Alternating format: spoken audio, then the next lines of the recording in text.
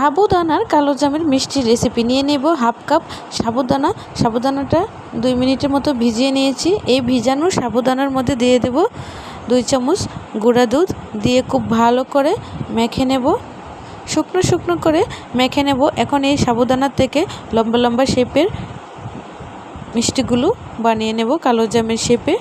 এখন পরিমাণ মতো তেলে এই মিষ্টিগুলো ভেজে নেব, মিডিয়াম আঁচে উল্টে পাল্টে লাল করে ভেজে নেব। আর আরেকটা কড়াইতে দিয়ে দেব ছোটো কাপের হাফ কাপ খেজুর গুড়, আপনারা চাইলে চিনি দিতে পারেন। এই গুড়ের মধ্যে দিয়ে দেব হাফ কাপ পানি, দিয়ে জাল করে নিয়ে দিয়ে দেব ভেজে নেওয়া সাবুর মিষ্টিগুলো দিয়ে কয়েক সেকেন্ড নাড়িয়ে নামিয়ে নেব। রেডি হয়ে গেল আমার দারুণ মজার রসালো, মুখে দিলেই মিলিয়ে যাবে সাবুদানার এই মিষ্টিটা। অবশ্যই একবার হলে ট্রাই